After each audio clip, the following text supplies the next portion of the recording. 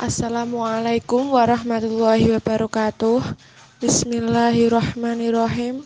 Alhamdulillahirabbil alamin.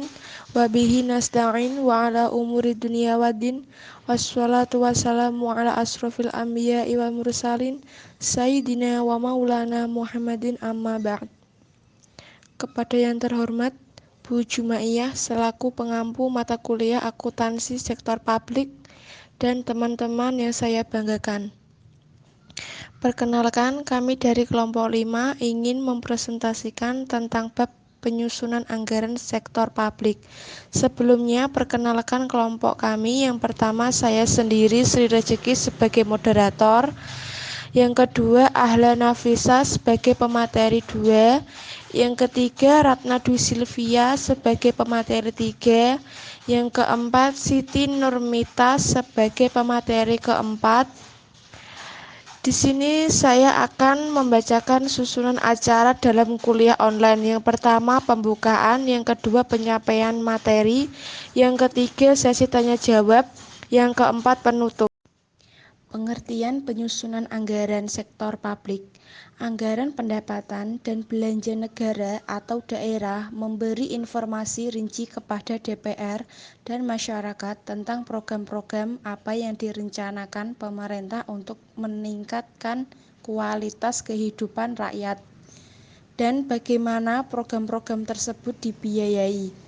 Proses penyusunan dan pelaksanaan anggaran tahunan merupakan rangkaian proses anggaran. Tujuan proses penyusunan anggaran.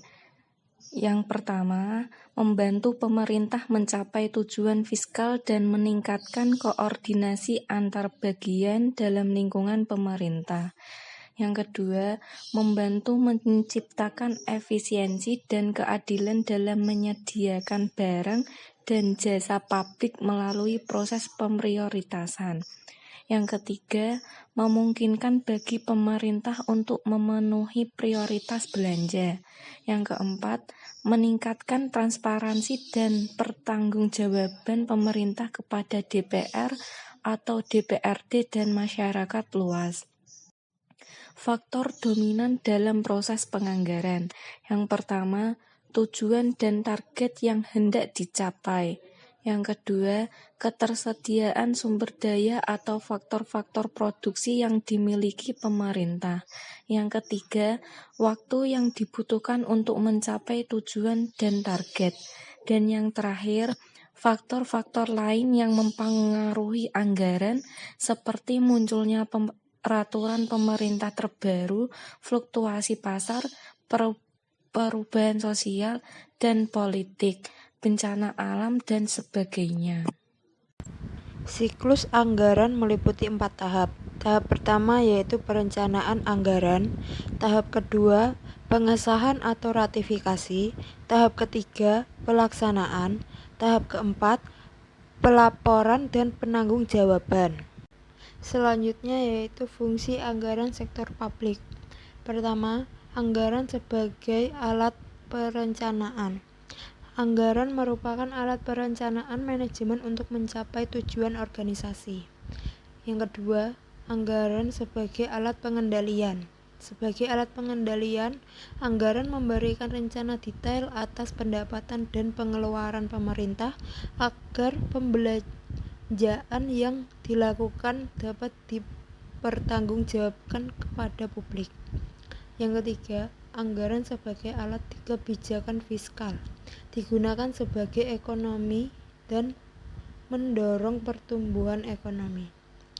Yang keempat, anggaran sebagai alat politik digunakan untuk memutuskan prioritas dan kebutuhan keuangan terhadap prioritas tersebut pada sektor publik anggaran.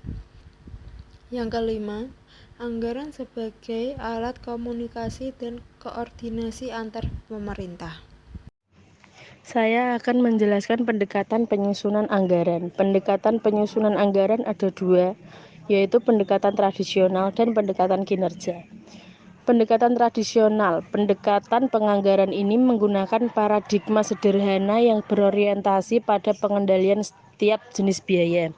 Sedangkan pendekatan kinerja diperkenalkan untuk mengatasi berbagai kelemahan yang terdapat dalam anggaran tradisional, khususnya kelemahan yang disebabkan oleh tidak adanya tolak ukur yang dapat digunakan untuk mengukur kinerja dalam mencapai tujuan dan sasaran pelayanan publik. Kesimpulan materi hari ini yaitu penyusunan perencanaan sektor publik dapat dilakukan melalui 4 siklus anggaran, yaitu perencanaan anggaran, pengesahan atau ratifikasi, pelaksanaan, pelaporan, dan pertanggungjawaban, dengan tujuan membantu pemerintah mencapai tujuan fiskal, menciptakan efisiensi, keadilan dalam menyediakan barang, dan untuk memenuhi prioritas belanja. Terima kasih. Sampailah kita di penghujung kuliah online pada pagi ini. Kita tutup dengan bacaan sholawat Tibil Qulub. Semoga kita semua terhindar dari virus yang berbahaya ini. Amin. Mohon maaf jika ada salah kata dalam penyampaian maupun jawaban. Kurangnya tidak ada, lebihnya banyak. Wassalamualaikum warahmatullahi wabarakatuh.